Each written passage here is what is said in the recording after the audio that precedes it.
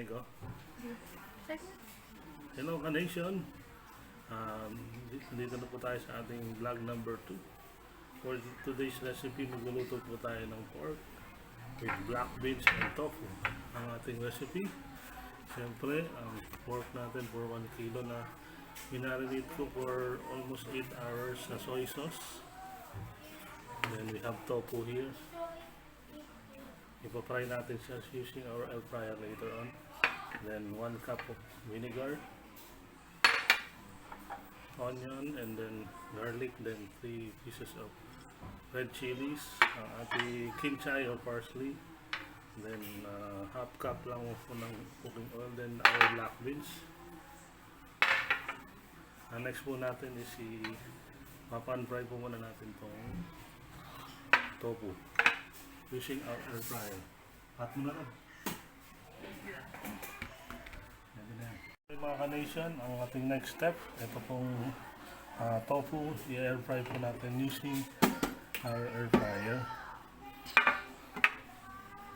Muna po natin gagawin, i-brush lang po natin yung kanyang strainer ng konting oil para po hindi dumikit si tofu once i-fry po natin siya.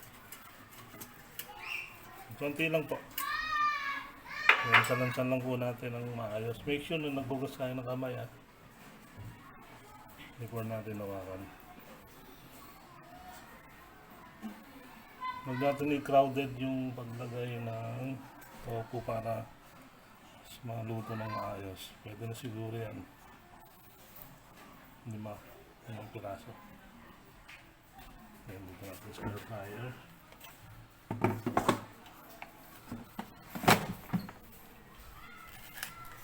Siguro mga 15 minutes in 200 degrees Celsius, 15 minutes po.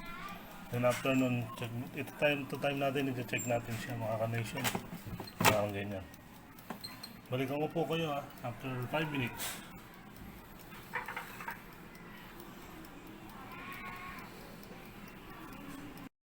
I'm back again, mga ka-nation.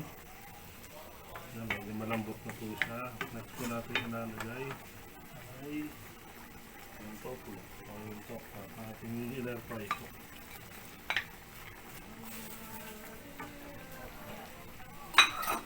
Ilalagay din po tayo ng 3 pieces of chili, red chili po, para may dagdag anghang.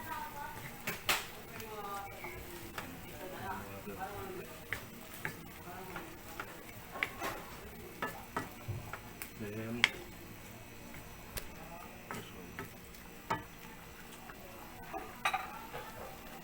lagyan na po natin yung kimchi.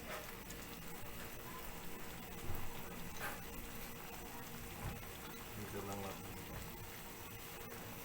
Nihabol pa rin ako. Okay.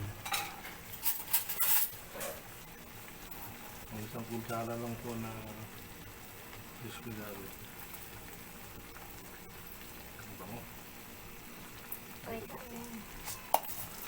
Palengke yung bibili niya.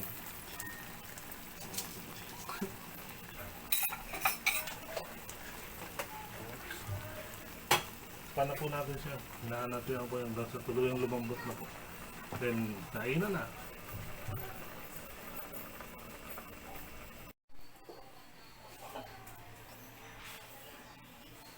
Sabi. Ngayon mo ako doon. Ako live mo sa hindi nagkasalita ako.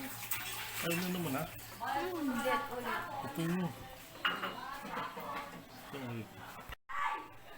Ano, ready? Saglit lang. Dead ulit. Yan na yun. Nagpa-play na eh. Naka-red na Ano? Ulit pa, isa pa. Mga ka-nation, luto na po ang ating pork tofu with black beans. Ano po? With matching rice. Kain na po tayo. Don't forget to like, share, and subscribe. Ipopost ko rin po sa comment section yung ating ingredients and yung proseso ng pagluluto po. Maraming salamat. Ako na mag-edit.